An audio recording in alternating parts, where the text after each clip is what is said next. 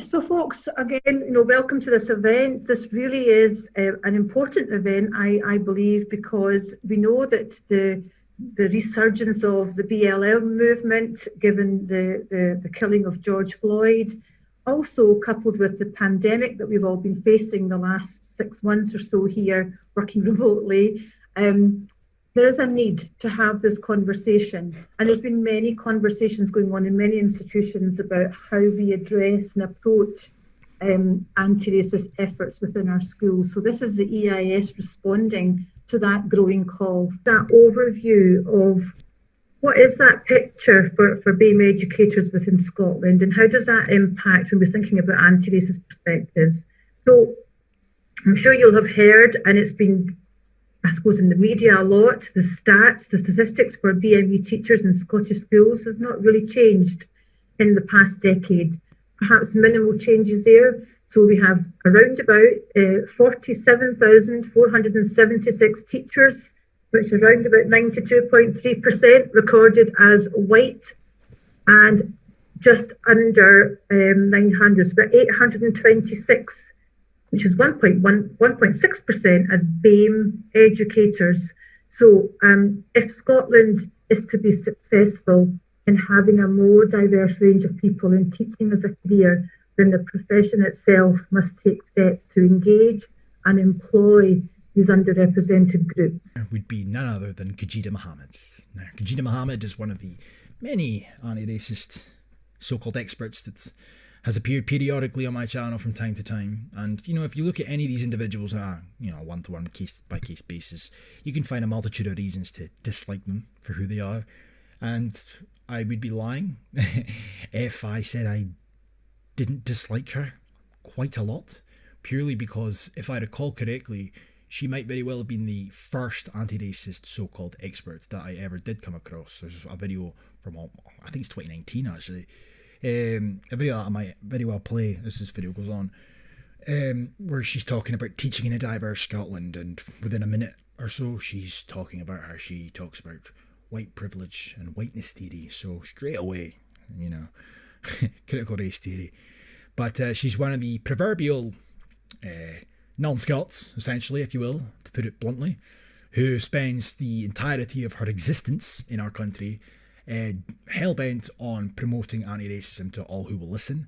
And as time has gone on, she's gone from being somewhat fringe, the same as all the rest of them. She's gone from being somewhat fringe to having, I wouldn't say that much of an influence, but she's definitely found herself in a lot more positions than she once ordinarily would have had, which again I will come on to as well. Even I was a bit surprised at one of the findings that I've come across tonight. But there was a few articles that came up when I typed the name in Google just to see if I could find any updated videos of her and stuff. But there's one here from 22nd of March. Retraining scheme helps support ethnic minority talent in Scottish Parliament. The course, funded by Edinburgh College Flexible Workforce Development Fund, addressed leadership qualities and values through Emerging Leaders campaign. Whether your organisation is making a transition to hybrid working full-time in an office after the pandemic, or is simply reviewing the training needs of staff, now is the perfect opportunity to enlist the support of Edinburgh College. Right? But come down, and lo and behold, there she is. Fucking hell. Oh, what? Oh, Jesus Christ. The Scottish Association of Minority Ethnic Educators, or SAME, as it's abbreviated to, is one of many firms who have worked in partnership with Edinburgh Council to deliver a bespoke leadership and management programme. 13 staff were the first to complete the Emerging Leaders training programme, designed to support ethnic minority employees in Parliament achieve their full potential now and into the future. There's no programme out there specifically and exclusively for whites. If you even attempted to go down that route, you would be done for discrimination. But it seems to be absolutely acceptable when it's the other way around. Yeah.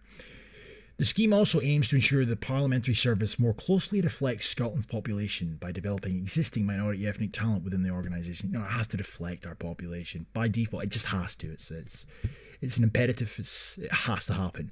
But, if we're going to look at the census, just to, split hairs, it's vastly white. Therefore, they're complaining that institutions are vastly white. But if we're going to use their train of thought, that is accurately representing society. Nonetheless, that's something Khadija Mohammed does quite a lot. She's spent, as I said, a good portion of her lifetime pushing for the same talking points to no end. And one of the main vocal talking points that comes up time after time is that there's a lack of representation. More needs to be done to rectify this issue. While the 2021 Scottish Parliament election saw a more diverse group of MSPs elected, diversity monitoring within the Parliament as an employer found an ethnicity pay gap caused by a lack of minority ethnic staff in more senior positions. See, I fucking hate this. So we've gone well past the old claims where they used to say that, where they would add up all the pay of the men and the women in an organisation, but they would disregard completely the fact that they were comparing people that were in CEO positions to people that were in lower paid roles. So it was relatively disingenuous, and this was regarding the gender pay gap back in the day. It was completely debunked back then. So they had to kind of disappear with their tails between their legs for some time, but now they're just open about it. They openly now state that whether it's the ethnicity pay gap, or in this instance the gender pay gap, or in this instance the ethnicity pay gap, it's caused by a lack of insert, sex, or in this instance ethnic minorities into more senior positions. So the only way to quell that ethnicity pay gap is to deliberately prioritise BAMEs and put them into better positions of power, to close the pay gap.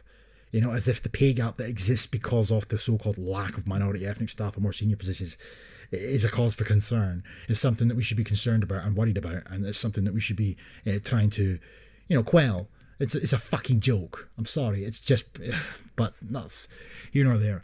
In response, of course, to this shocking statistic, the Emerging Leaders course was designed by the college and Khadija Mohammed, of course,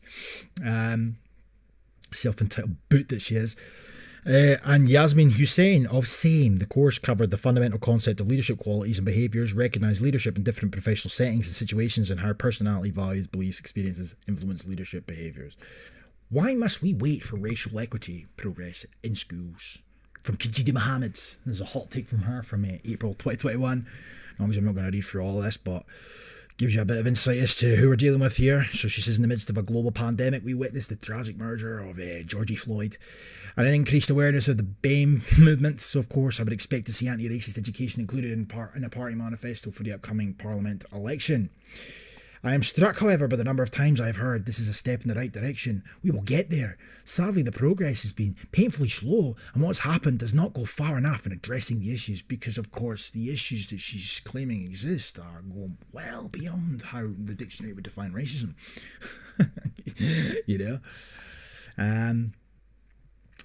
Over the past few months, BAMEs, educators and young people, community-led organisations have worked with the government's race equality and anti-racism and education stakeholder group, clearly outlining what work is needed to address racism in schools. Our General Teaching Council, there's the teaching unions have been proactive in this area. This the same group that is now hired or placed her as the convener of the council for the next 2 years or so. However, the manifesto, which seems likely to be the largest for the SNP, which seems likely to be the largest party in the Parliament once again, is somewhat underwhelming in its attempt to tackle race inequality in education.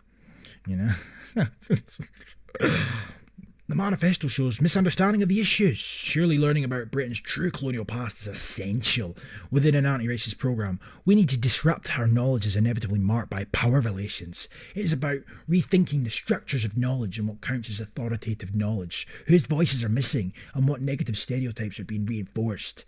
It is this exposing and transforming through critical thinking, because she's all about that critical thought, the big brain that she is, Ms. Khadija Mohammed, and action that will help schools to reframe forms of racialised disadvantage.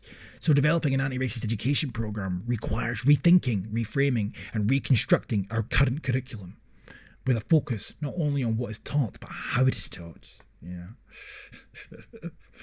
She just goes on and on, and it's a standard theme for her, but here she is, of course, beautiful woman that she is. So, of course, it says here the Scotland's General Teaching Council has the first BAME convener. Khadija Mohammed is one of the most prominent voices calling for a more diverse teaching workforce in Scotland. Now, of course, that sounds namby-pamby. That's the rainbow unicorn sprinkles. But you just read beneath the surface, or go beneath the surface, read between the lines, And what she's effectively complaining about is the fact that our teaching workforce, to name one, is too white. She doesn't like that. It's because there's not enough women that look like her, or there's not enough blacks. There's not enough BAMEs, there's not enough non-whites, essentially. That has to change. And she's hell-bent on changing it. And she's not the only one, but she's one of the most vocal, as it says there.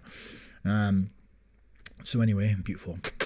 Primary teacher and university lecturer Khadija Mohammed. Yes, primary teacher. Can you imagine her teaching primary school age children with her cancerous ideology?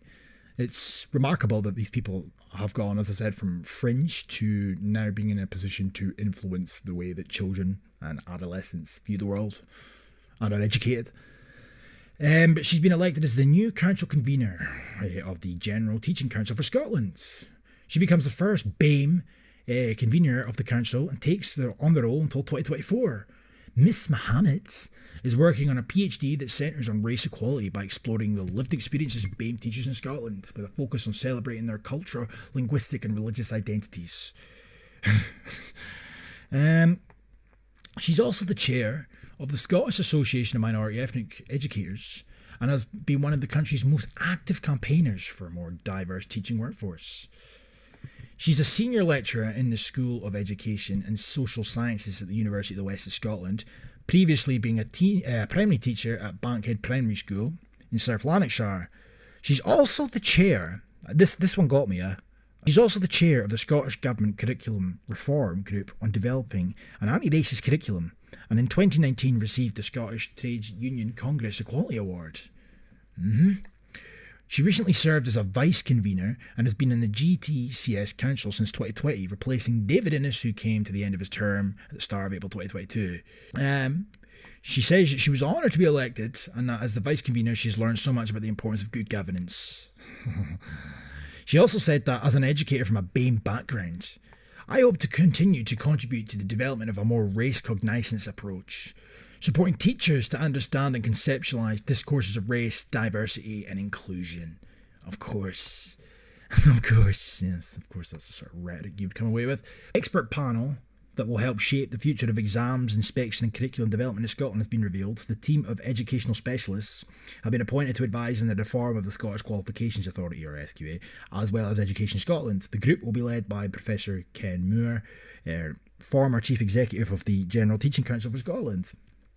And it says here that he has appointed both an expert panel and an advisory group, the latter comprising practitioners and stakeholders from across the wider education system. So over the next 6 months, the group will support his work, help to explore the current and future needs of learners, practitioners and other partners, etc. The team will also explore how approaches to inspection, curriculum development, both currently the remit of the Education Scotland, and qualifications could look as the country slowly emerges from the pandemic.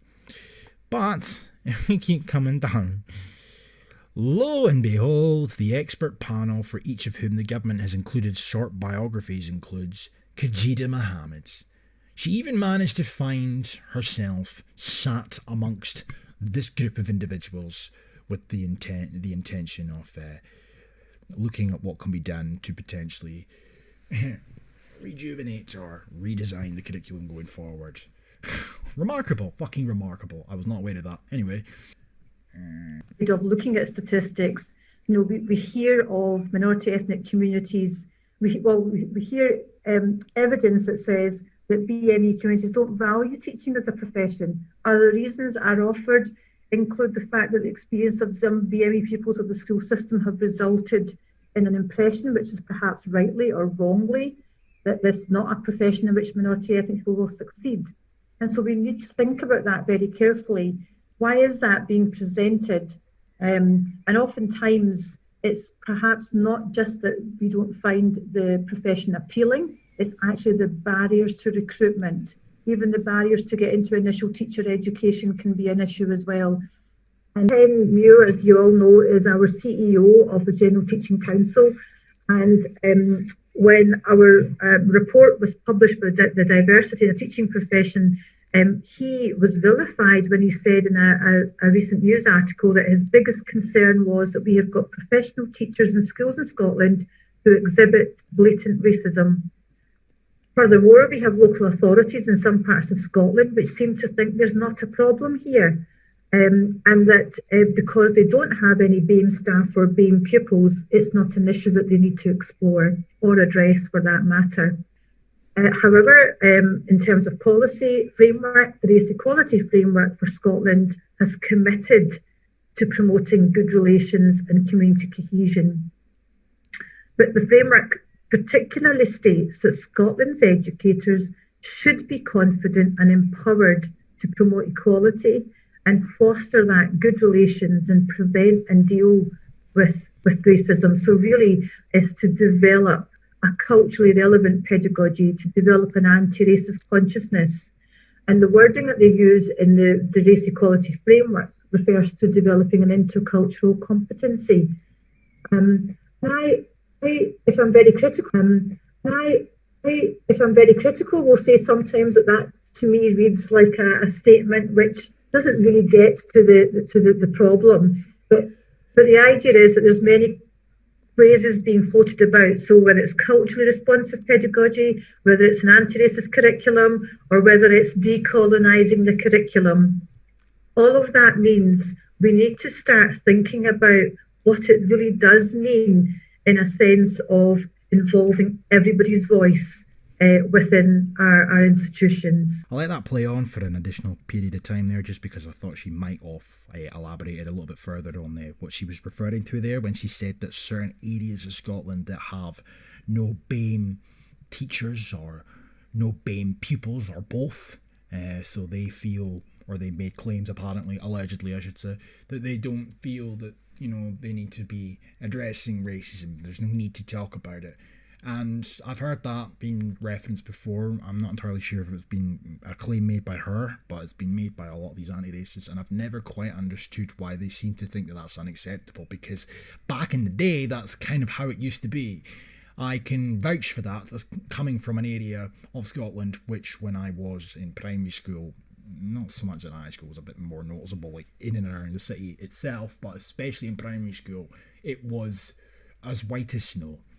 In primary school, in particular my first primary school, all my old school photos of the class, the entire class, pure, just white, they were all Scottish. There wasn't even any like Polish or English, it was all Scottish, all Highlanders, you know. Race was never a talking point, it never had to be a talking point, it was never discussed at all throughout the entirety of my time in fucking school. It never had to be. But the minute the population of BAME starts to increase, and along with them seems to come this cancerous anti-racist ideology, all of a sudden this needs to become a talking point. But for these people to then focus on areas where none of these BAMEs are present, and still see an issue with that, they still need to be addressing these issues, they still need to be talking about these things. And the absolute irony, she made some claim that it's about fostering good relations and whatnot, and promoting anti-racism. The mere fact that they want to target areas of Scotland that are predominantly white or exclusively white and fucking shoehorn in their cancer, and they're complaining because it hasn't been done to date, up to date, just showcases to me that they are the epitome of fucking irony, because they create the very problem that they insist they're trying to eradicate. They create the racism. But they know that because they are anti-white. They are racist against us, but they've got that one covered too in their little literature and glossaries, because they've exclusively been able to label themselves as the eternal oppressed, and therefore they can never ever be racist. They can be prejudiced, yes, but they can never be racist because they get to redefine words, and if that wasn't bad enough, these fucking people get to educate our youth. This was the first video I ever seen I had, by the way. I started off using the word diversity. Every time I was to deliver a lecture, it would be around cultural diversity.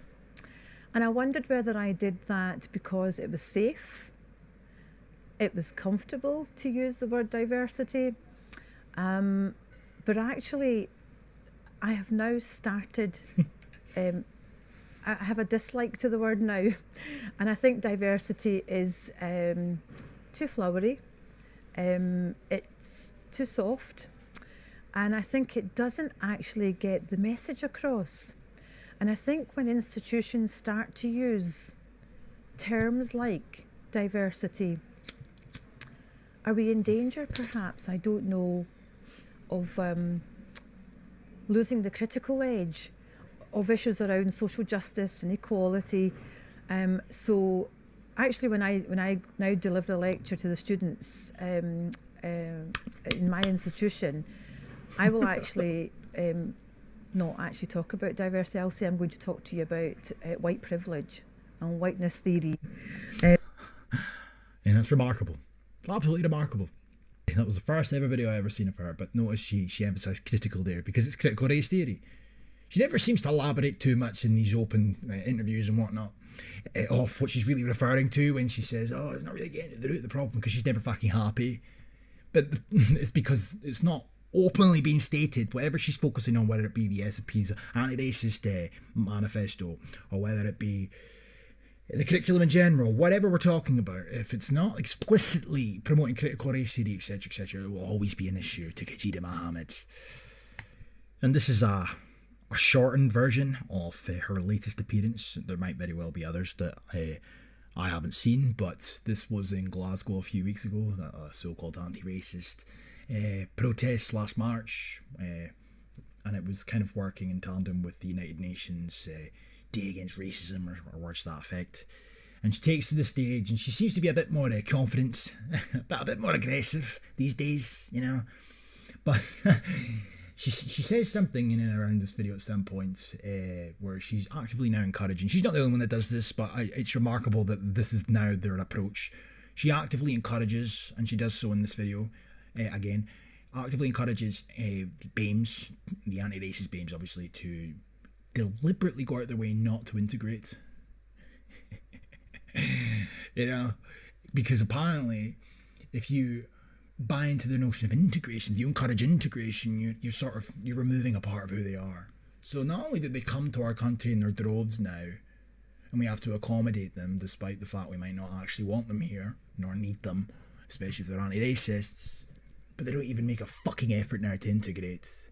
No, and instead, if they're anything like Khadija Mohammed here, the big brain guru, they'll take up the mantle for trying to promote critical race theory to our youth. Fucking disgusts me. It really disgusts me how this goes so unnoticed. We always hear about that, don't we? We need to have a diverse workforce. What does that mean? We always hear about that, don't we? We need to have a diverse workforce.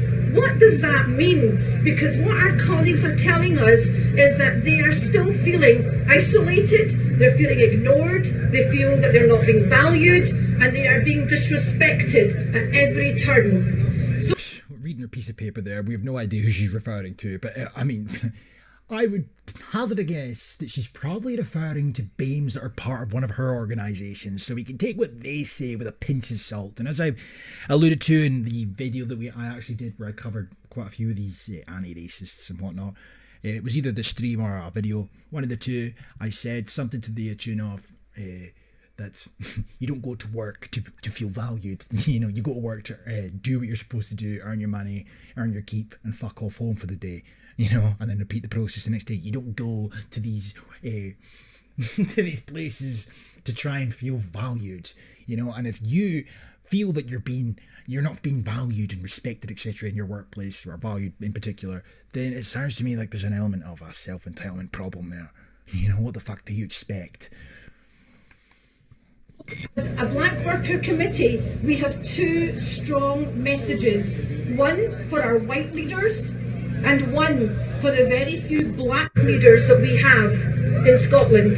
So, for our white public sector leaders, explore and acknowledge your own values, beliefs and attitudes, and how these implicitly or explicitly impact on your anti-racism leadership. Please stop confusing racism with simple racial abuse, racial taunts and slurs. Wait for it, because this is her redefining racism in real time. You know, this is what she's doing. It is not just that bad individual person, rather it is wider and much broader. No. If we're going to pretend that racism exists, okay, there's a dictionary definition. I'm not going to sit there and insult the intelligence of people watching this video. They know what it means. They know how the dictionary defines it. But that's not good enough for Khadija Mohammed, the big brain, the wordsmith. No. She wants to try and imply that it's about the system. itself, society, the structures, the barriers, etc. This is what they always do, because then it gives them the credence that they require to start attacking said society, deconstruct it, and rebuild it in an equitable manner. An equitable manner that prioritises them. An institutional problem in our workplaces. So, look in your own front yard. What's unfolding in front of your own very eyes? So, our message to those leaders is that it's not just about representation, it's beyond that. An ethnically diverse workforce brings cultural wealth. They bring... Is that fucking so? Well, I'm pretty sure before the ethnic diversity made its way to Scotland, every institution was doing just fine. But Khadija Mohammed knows best. Diversity and perspectives to policies and practices. But I just want a last message for our white leaders. Racism exists in our workplaces, in our places of learning, in our local communities. I'm sure it's rampant, I'm sure it's rife, I'm sure it's everywhere when it can be defined as whatever you want it to be. But if we're going to look at the dictionary definition of what racism is defined as, then it's fucking not, is it? Though, is it? It's not. That's why you've had to redefine it. Call it what it is and reject it in all its forms. Call it what it is, she tells you to do, you know. She's telling the white man what he has to do. She's sticking it to the oppressor. Call it what it is. Well, you tell me what it is, Khadija, because you, like many of your colleagues, love to redefine it. So forgive me if I'm not entirely sure what the fuck I'm supposed to be calling out. Now, for our black leaders, and I'm saying this very carefully, for I our don't want to hurt their feelings now, you know, the microaggressions. black leaders, because we have a few. But we have a few. That's what the second time she's referenced the fact that there's a few of them. Well, it's a few more than they would have if there was actually structures in place to prevent them from getting into these positions. So, you know, get it up, you. Please don't pull up the ladder behind you. Extend your hand. Lift as you rise. Refuse to assimilate into the majority culture. Refuse to assimilate into the majority culture is what Khadija Mohammed's big brain take in the evening is. This is what she wants the babes to do. Don't assimilate into the majority culture. You mean the Scottish culture? You can stop fucking calling us white for a start, you know? We're Scottish, first and foremost. But, you know, the majority culture. You mean the Scottish culture in Scotland. How dare a babe even consider, if he moves to our country, that he should assimilate into the country's culture of where he has moved. Khadija Mohammed thinks that is unacceptable. You must do the opposite. Why? Because that will promote anti-racism and stick it to the white man. Easy as you may fear the implications of standing out and speaking up. Black leaders cannot simply be grafted onto processes that are either approach to where they are coming from and what they bring, and to ignore who they are culturally, linguistically, religiously, is to absolutely deny them the right to be outstanding leaders and actually serve the communities they are there for. Worse still, we then begin to look for perfect role models. We don't see them then. And so to finish, I guess everyone keeps asking, when do we return to some kind of normal after the pandemic? I guess we don't want normal, because normal means for our colleagues of colour that they will continue to internalise racism. They will continue to experience disadvantage in the workplace. It doesn't exist. And they will continue to be underrepresented, silenced, and face concrete race ceilings. Thank you. Underrepresented, you know, I'm fucking so sick of it, whether it's feminists or whether it's these... It's a narrative that really has no basis in reality, but for some reason, they get away with it, man. Oh well, that's Khadija Mohammed. So obviously, to conclude, she was a part of this General Teaching Council for Scotland anyway, but now she's the convener. The madness never seems to ease at any point, does it? If anything, it just seems to continuously get worse. Peace.